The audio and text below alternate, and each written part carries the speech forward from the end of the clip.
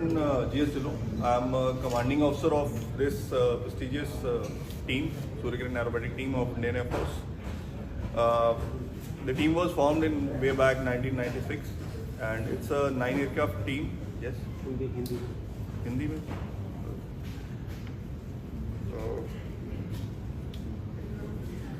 So 1996 में जब team बनी तो किरण जहाज़ पर उड़ान भर रहे थे हम 2011 तक, और फिर हमें पुनर्स्थापित किया गया 2015 में।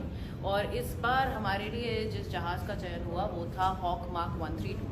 मैं आप सबको बताना चाहूँगी कि हॉक मार्क 132 जहाज़ जो है वो हिंदुस्तान में हिंदुस्तान एरोनॉटिक्स लिमिटेड द्वारा लाइसेंस मैन्युफैक्चर होता है, और इस जहाज़ पे सारे बडिंग फाइटर पायलट्स को ट्रेनिंग दी जाती है इनिशियली, जिसके बाद उनका डिवीजन होता है इनटू वेरियस फाइटर स्ट्रीम जैसे कि मिराज, जैगुआर, सुखोई।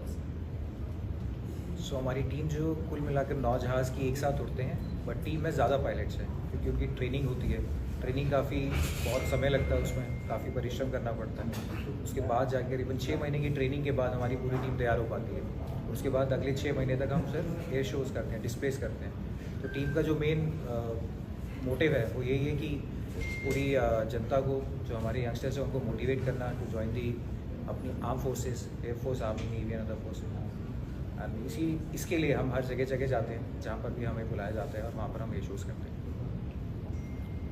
टेन्योर एक होता है जो एक पायलट का, दैट इज़ अराउंड 3 years.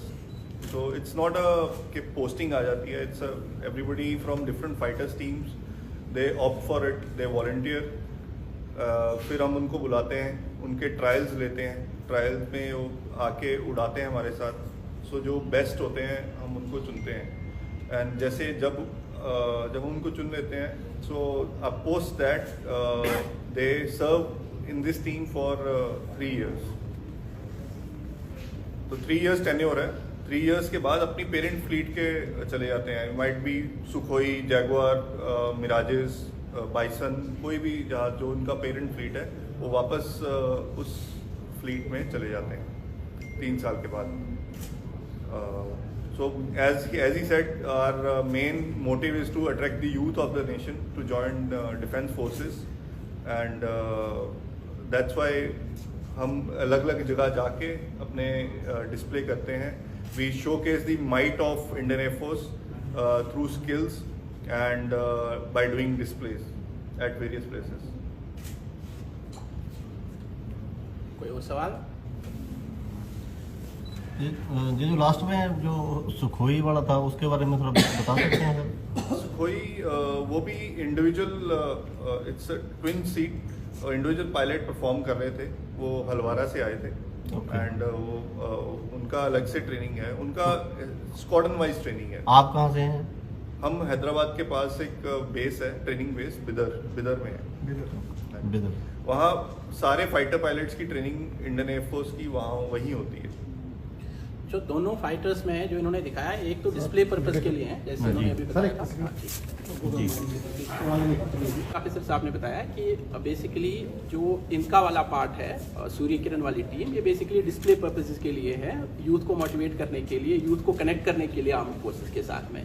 और जो हमने सुखोई 30 का जो डिस्प्ले कराया, Sukhoi 30 is basically a fighter aircraft, और उसका मकसद ये है कि जब भी कभी किसी तरीके से कोई जंग होती है और जहाँ कहीं पे भी उनको ज़रूरत पड़ती है, उस जंग के दौरान में उसका यूज़ हो जाता है। तो उन्होंने जो आपको मैनुअल्स डिफरेंट दिखाए वो ये थे कि जब कभी डॉग फाइट होगी 1-on-1, 2 जहाज़ों में, एक दुश्मन जहाज़ है, एक अपने देश का है, तो किस तरीके से उसकी कैपेबिलिटी क्या है कि उससे बचने की या उसको वापस अटैक करने की। तो जो आपको वो दिखा रहे थे कि वो स्लो भी जा सकता है और एक साथ में कम छोटे से छोटे रेडियस में वापस मूव कर सकता है। तो जितना वो छोटा रेडियस यूज करेगा उतना पॉसिबिलिटी होती है कि वो इजीली डॉग फाइट में जो है वो बच सकता है।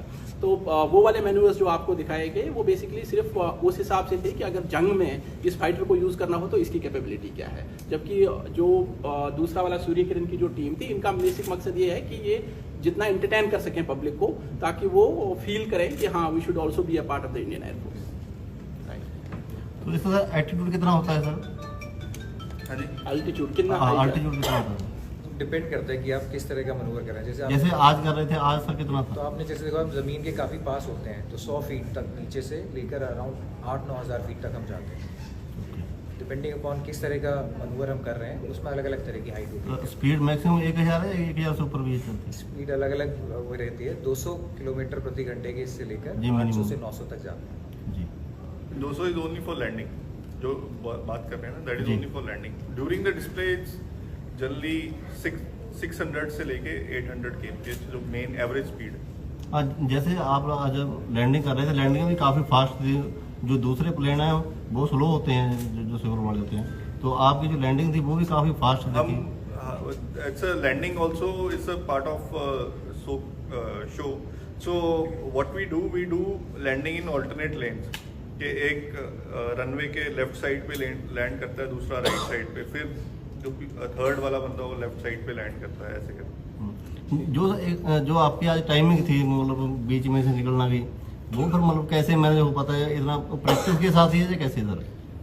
बिल्कुल, ये पूरा प्रैक्टिस होता है। जैसे मैंने पहले बताया, 6 महीने तक हम पूरी टीम जो 9 हमारे पायलट्स होते हैं मिलकर इसी पर ही ट्रेन करते हैं, तभी जाकर वो हम उस टाइम को अचीव कर पाते हैं। जहाज़ के अंदर और भी कुछ चीज़ें होती हैं जो हमें बता रही होती हैं, फिर हम आरटी का यूज़ करते हैं एक दूसरे को बोलकर बताकर, एक जहाज़ से दूसरे जहाज़ में, उसके उपयोग से हम वो अचीव कर पाते हैं। जी लाइक टाइमिंग वाइज आपने देखा होगा कि 11:30 पे शो था, हम आदमपुर से टेक ऑफ किए हैं एंड एकदम 11:30 पे ही आए हैं आपके ऊपर से, सर के ऊपर से, आपने देखा होगा।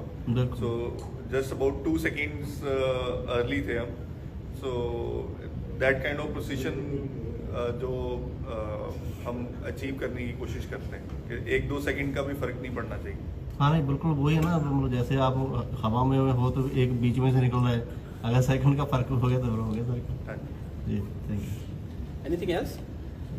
बाकी तो शुक्रगुजार जी बहुत बहुत। नहीं, थैंक यू सो मच। आपका भी आपने पब्लिक तक पहुंचाने में, इस मैसेज को पहुंचाने में बहुत अच्छा रोल प्ले किया। एंड यू सॉ इट कि आज कितने सारे लोग, हजारों लोग जो है आज खुद भी पहुंचे देखने के लिए अपनी अपनी गाड़ियों, अपने अपने वाहनों से, क्योंकि यहाँ पे ट्रांसपोर्टेशन की भी फैसिलिटी नहीं है, लेकिन फिर भी लोग खुद अपने बलबूते पे यहाँ पे चल के आए। तो ये सब आपका ही, आपने जो कुछ प्रेजेंट किया पब्लिक के सामने इस शो के बारे में कल, आज उससे भी ज़्यादा भीड़ हुई।